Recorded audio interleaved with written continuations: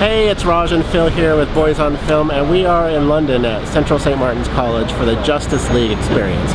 Now, Phil over here is a bit of a Justice League DC Comics virgin. I am. So this video is going to be about Justice League for beginners. We're going to go into the experience now, we're going to have a look around, and Phil's going to ask me lots of questions afterwards.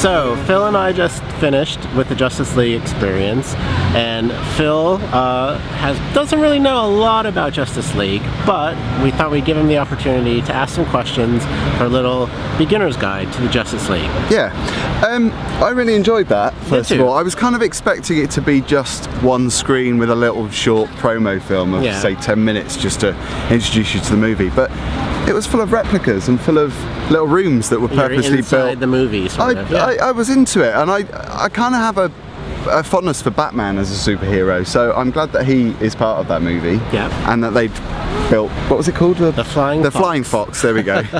So imagine it's Batman's giant flying Batmobile. Yeah. Which the Batmobile can fit inside, and it allows, it's kind of like his own personal aircraft.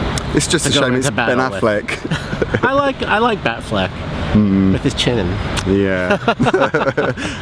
I'll see what happens when I actually watch the movie. I'm reserving judgment completely. Okay. But no, I thought it was interesting, and it'd be interesting to see actually how much more I enjoy the movie when I do get around to seeing it, because I've been there first. Do you think this is the sort of thing, these new experiential things around movies are good for films? Yeah, definitely.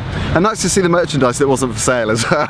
You could see the merchandise, you couldn't touch it. It's a bit of a tease for fans, I think, hardcore fans. I want that, and they couldn't go out and buy it. Yeah.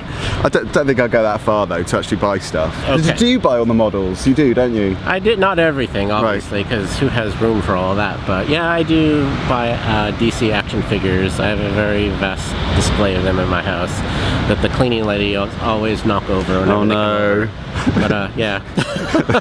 Because recently superhero movies, in the past they've always been a bit of a thing for fans, hardcore fans, but now I think even the critics are loving them, these movies, which is interesting. Especially the DC Extended Universe has kind of gotten off to a rocky start. People loved Man of Steel.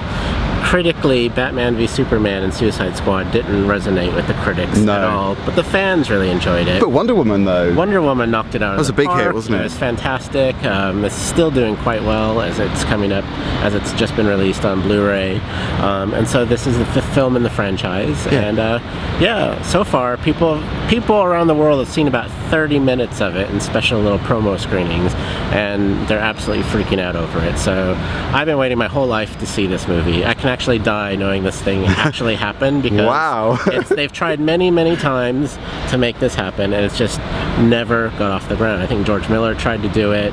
There's been other scripts knocking around, but actually in 2017 it's happy. So I can die happy. That's an endorsement from Raj Rudolph if ever I heard one. So let's see what happens. I'm going to see the movie. It's not that I'm, completely off the idea, because normally with superhero movies